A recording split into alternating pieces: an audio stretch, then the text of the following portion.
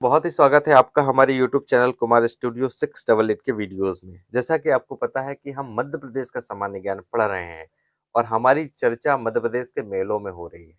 तो हमने कल के वीडियो में देखा था कि मध्य प्रदेश में टोटल 1400 मेले लगते हैं। सबसे ज्यादा मेले मध्य प्रदेश के उज्जैन जिले में लगते हैं, 227 मेले।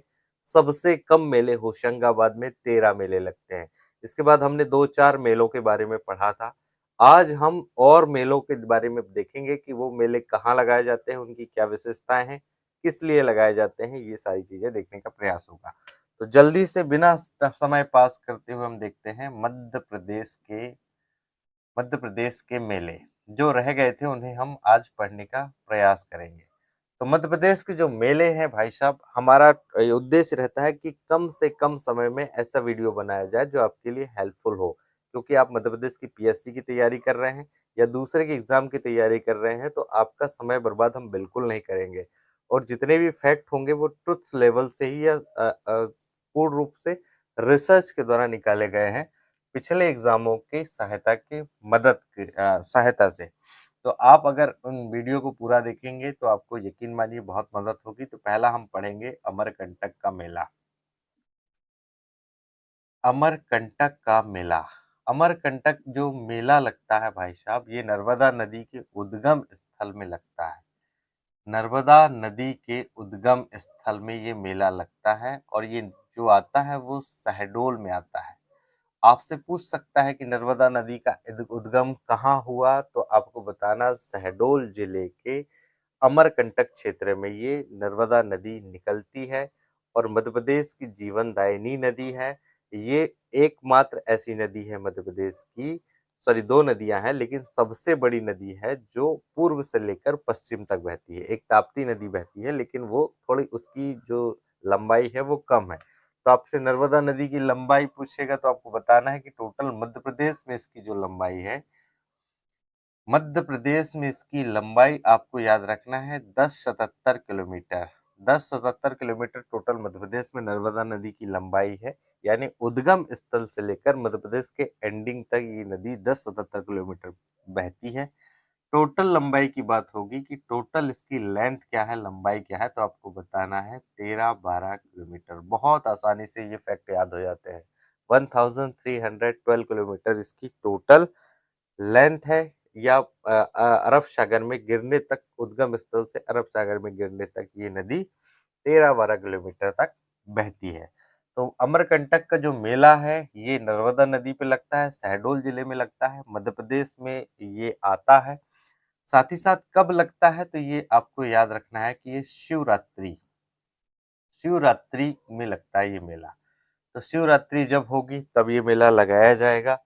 तो ये आपसे पूछ सकता है कि अमरकंटक का जो मेला है वो कब लगता है, शिवरात्रि में लगता है। साथ ही साथ कहाँ लगता है, तो ये नर्मदा नदी के उद्गम स्थल अमरकंटक में लगता है। अमरकंटक किस जिले में आता है, तो शहडोल जिले में आता है।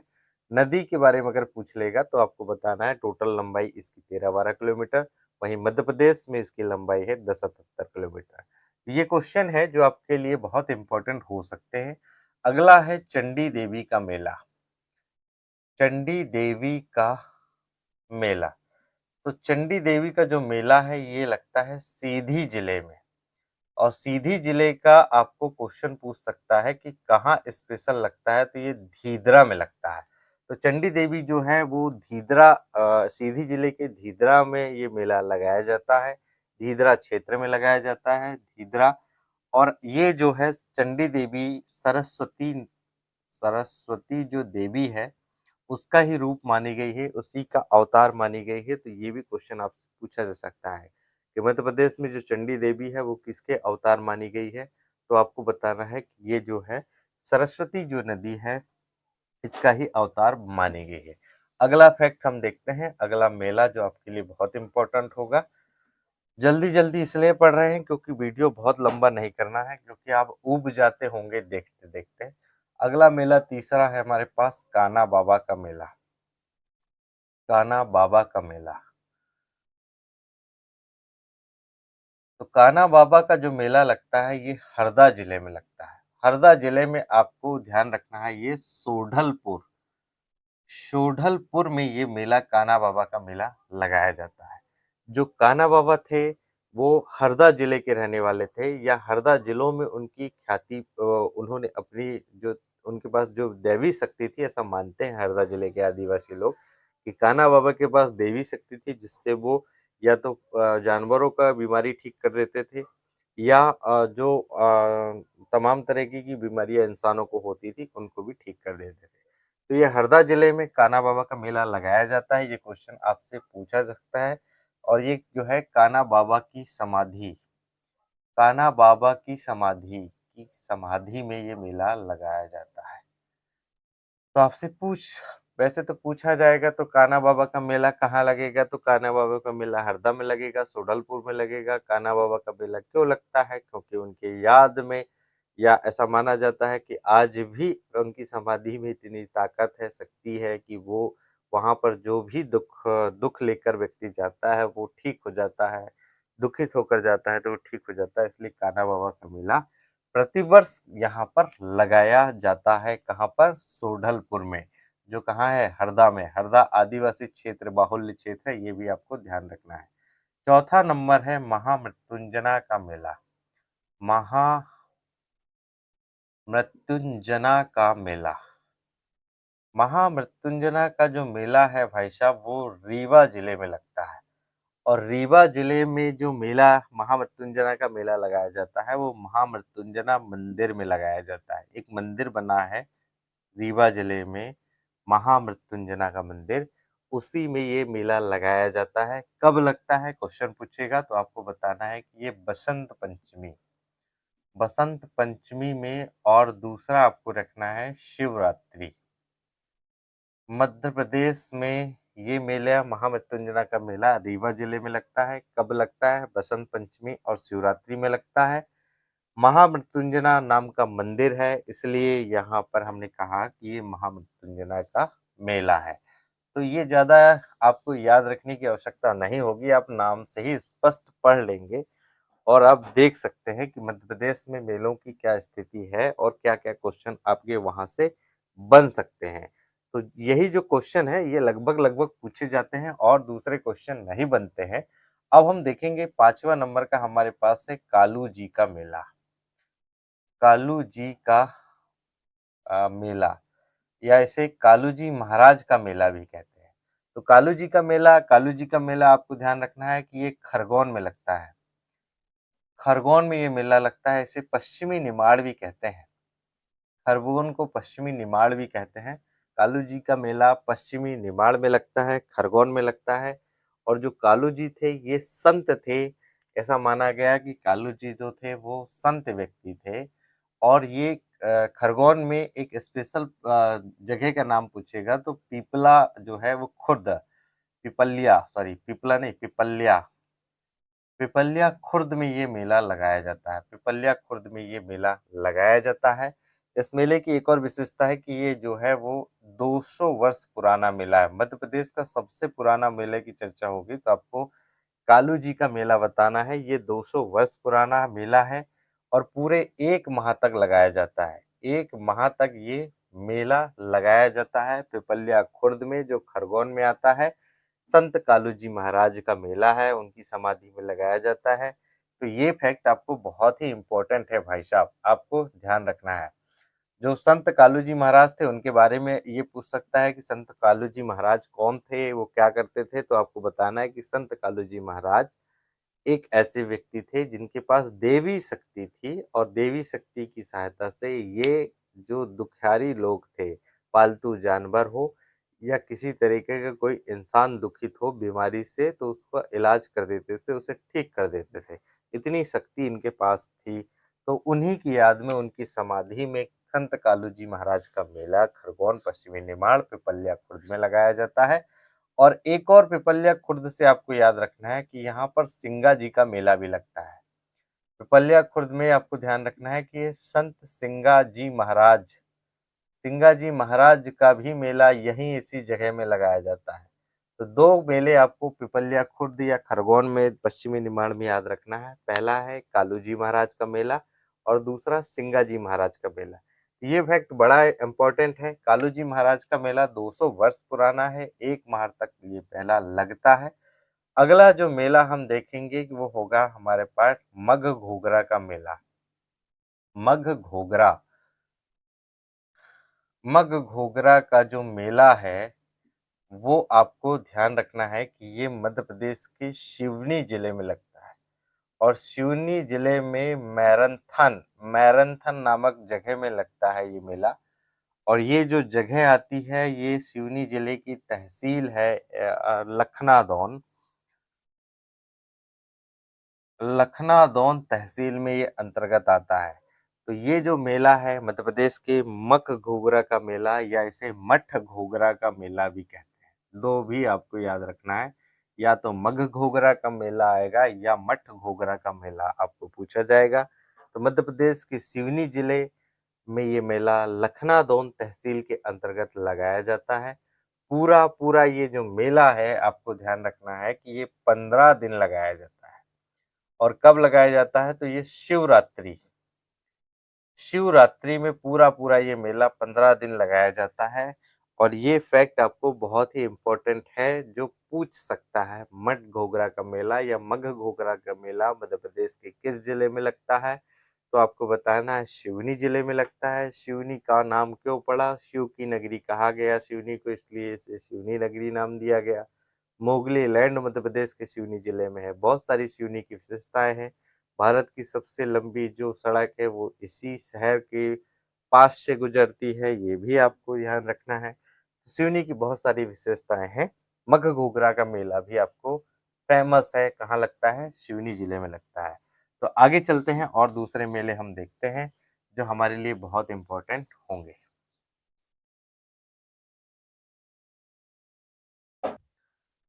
तो चलिए देखते हैं अगला क्वेश्चन हमारे पास क्या होगा। तो अगला क्वेश्चन हमारे पास है बरमान का मेला।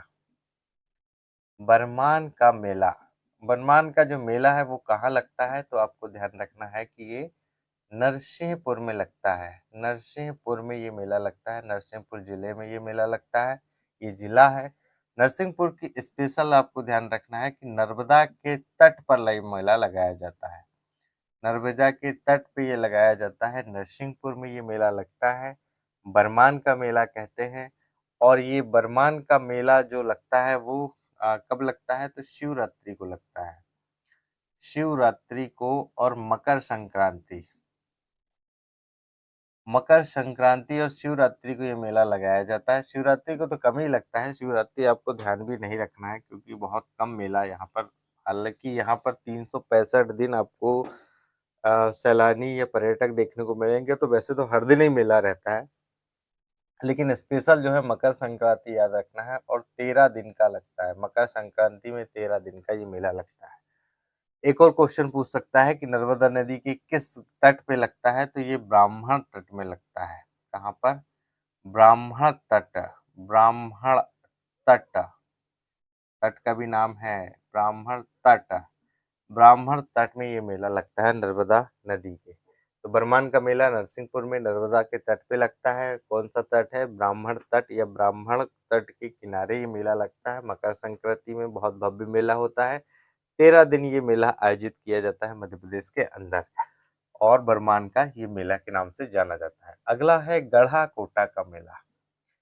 गढ़ा कोटा का मेला, तो गढ़ा कोटा का मेला जो था वो 1758 में प्रारंभ हुआ। 1758 में प्रारंभ हुआ और ये मर्दन सिंह जब गढ़ा कोटा के राजकुमार बने, मर्दन सिंह गढ़ा कोटा के राजकुमार बने, उस खुशी में ये मेला 1758 में प्रारंभ किया गया। और ऐसा माना जाता है कि उत्तराधिकारी के रूप में उत्तराधिकारी के रूप में ये मेला जो है वो मर्दन सिंह के राजा बनने पर, गढ़ा कोटा के राजा बनने पर या उत्तराधिकारी बनने पर ये मेला परंपरा है कि वहां पर ये मेला लगाया जाता है। तो ये गढ़ा कोटा का मेला आपको ध्यान रखना है। स्पेशल आपको ये सन तो याद रखना है कि कब से प्रारंभ हो रहा है तो ये 1758 से प्रारंभ हो रहा है।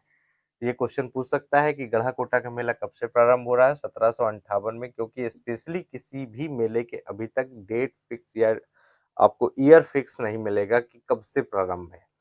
एकमात्र गढ़ाकोटा का मेला देखने को मिलेगा, जिसका आपका सन पता है कि सन जो है वो 1758 में मर्दन सिंह के उत्तराधिकारी बनने पर, किस राज्य के, गढ़ाकोटा के उत्तराधिकारी बनने पर ये मेला आयोजित कराया जाता है। तो ये फैक्ट आपको बहुत ही इंपॉर्टेंट है, आपको ध्यान रखना ही है। अगला देखते हैं कि हमारे पास जो मेला है उस पर चर्चा होगी, क्योंकि मध्य प्रदेश के मेले बहुत ज्यादा पूछे जा रहे हैं एग्जाम में। अभी अभी एमपी पुलिस के जो एग्जाम है उनमें भी पूछे गए हैं, और बहुत सारे बच्चे ने अपने सर पीट लिए एग्जामिनेशन के दौरान, लेकिन उनको क्वेश्चन बना नहीं। अगला है हमारे पास बनेनी बनेनी का मेला, या बनेनी घाट का मेला, या बनेनी का मेला पूछेगा तो ये जो है वो सागर जिले में आता है, और ये बीना नदी के तट पर सागर जिले में ये लगाया जाता है। सागर जिले में बीना नदी के तट पर एक मंदिर है, जिस मंदिर का नाम है शंकर जी का मंदिर। शंकर जी का मंदिर कहते हैं उसे। शंकर जी के मंदिर में ये मेला आयोजित किया जाता है, उसी के आसपास लगाते हैं बनेनी का मेला। सागर जिले के अंतर्गत आता है, बीना नदी के तट पे ये मेला आयोजित कराया जाता है। ये क्वेश्चन आपके लिए बहुत इंपॉर्टेंट है। अगला देखेंगे कि अगला हमारे पास कौन सा होगा। वो बनेनी का मेला हो गया, फिर है सनोधा का मेला। सनोधा का मेला, जो सनोधा का मेला है ये सागर और जबलपुर मार्ग में सनोधा एक क्षेत्र है। सनोधा एक गांव का क्षेत्र है। ये माना जाता था कि यहाँ पर एक किला टाइप का था, पुराना किला था, उस किले में, सनोधा किले में ये मेला लगाया जाता है। कहाँ पर है ये? सागर और जबलपुर जो नेशनल हाईवे है, एनएच नेशनल हाईवे, उस नेशनल हाईवे के पास में ही ये मेला, सनौधा का मेला लगाया जाता है। ये बड़ा फैक्ट है जो आपको याद रखना है। साथ ही साथ इसमें ध्यान रखना है कि ये 8 दिन लगता है भाई साहब, 8 से 9 दिन नहीं लगता है, 8 दिन का मेला होता है। यानी सोमवार से चालू होगा तो सोमवार को ही खत्म हो जाएगा, इस तरीके का ये मेला है। तो ये जो आपको पढ़ा है सनौधी का मेला है, आपको ध्यान रखना है, 8 दिन का मेला लगता है। और हाँ, एक और विशेषता है, ये कब लगता है तो आपको ध्यान रखना है कि ये मकर संक्रांति पर मकर संक्रांति पर ये मेला लगाया जाता है। तो देखो, सनोधा का मेला है, सागर में लग रहा है, और जबलपुर मार्ग, सागर और जबलपुर नेशनल हाईवे में सनोधा क्षेत्र में 8 दिन लगता है, और मकर संक्रांति में लगता है। बनेनी का जो मेला है ये भी सागर में लगता है, लेकिन बीना नदी के तट पर शंकर जी का मंदिर है, वहां पर ये मेला लगाया जाता है। तो ये फैक्ट है जो आपको याद रखना ही पड़ेगा मध्य प्रदेश के मेले पढ़ते समय। अगला हम पढ़ेंगे मध्य प्रदेश के मेलों में और क्या होगा हमारे पास। सनौधा का मेला हमारे पास हो गया है। अब हम पढ़ लेते हैं हीरा भूरिया का मेला। हीरा भूरिया या भूमिया का मेला। कुछ पुस्तकों में भूरिया लिखा है, कुछ पुस्तकों में जो है भूमिया लिखा है, तो हम पढ़ेंगे हीरा भूमिया का मेला। और जो हीरा भूमिया का मेला है भाई साहब, वो ग्वालियर में लगता है। ग्वालियर का ये मेला, ग्वालियर का एक और मेला है जो बहुत प्रसिद्ध है, वो प्रतिवर्ष लगता है, जहाँ पे सुई से लेकर गाड़ी तक वहां पर मिलती है, वो भी मेला है, लेकिन वो अलग है। तो ये हीरा भूरिया का मेला है जो ग्वालियर में लगता है। यहाँ पर माना जाता था कि एक संत हुए जिनका नाम था हीरामन। हीरामन बाबा हीरामन बाबा यहाँ पर संत हुए, उनकी समाधि पर ये मेला लगाया जाता है। और ये संत की विशेषता थी कि ये जो महिला होती है, गर्भवती महिला नहीं, बांझ महिला, जिनका बच्चा नहीं हो रहा है, बांझ महिला जो है, वो इनके आशीर्वाद के स्वरूप जो है आज भी यहाँ पर बांझ महिलाएं जाती हैं, और वो उनसे आशीर्वाद लेती हैं समाधि से, और वो फिर पुत्र या पुत्री रत्न की प्राप्ति उनको हो जाती है। तो ये समाधि में लगता है, हीरामन बाबा की समाधि में लगता है हीरा भूरिया का मेला ग्वालियर में। तो ये फैक्ट आपको इम्पोर्टेंट याद रखना ही रखना है भाई। आगे है हमारे पास आगे हमारे पास जो मेले हैं वो हैं, कान्हा बाबा का मेला हो गया, ठीक है। बस I think it's enough for today. कल हम और ढूंढ के फैक्ट निकाल के लेके आएंगे और हमको एग्जामिनेशन देखने पड़ेंगे, पुराने पेपर उठा के देखना पड़ेगा कि कौन कौन से रिपीट हो रहे हैं। 1400 मेले मध्य प्रदेश में हैं, हम पूरे तो नहीं पढ़ा पाएंगे और आप पूरे पढ़ भी नहीं पाओगे, वैसे ही नींद आ जाएगी आपको। तो कोशिश ये करेंगे कि जितने भी हम पूछे जा रहे हैं क्वेश्चन, उन क्वेश्चनों को ध्यान रखें और उनसे ही हम निकाल के लेके आए, क्योंकि रिपीट वही हो रहे हैं, कहीं दूसरे एग्जामिनेशन से नहीं पूछा जा रहा है। जो रिपीट हो रहा है उसी से पूछा जा रहा है। तो कल चर्चा होगी मध्य प्रदेश के और मेलों के बारे में, देखेंगे कि मध्य प्रदेश के और मेले कहाँ-कहाँ लगते हैं, क्या फैक्ट हमारे लिए इम्पोर्टेंट है, किन चीज़ों का ध्यान रखना चाहिए और किन चीज़ों का ध्यान नहीं रखना चाहिए। तो वीडियो अच्छा लगा हो तो ज़रूर अपने साथियों के साथ शेयर करें, साथ ही साथ चैनल को सब्सक्राइब करें। Thanks for watching and keep watching, keep supporting me. Have a nice day. Goodbye.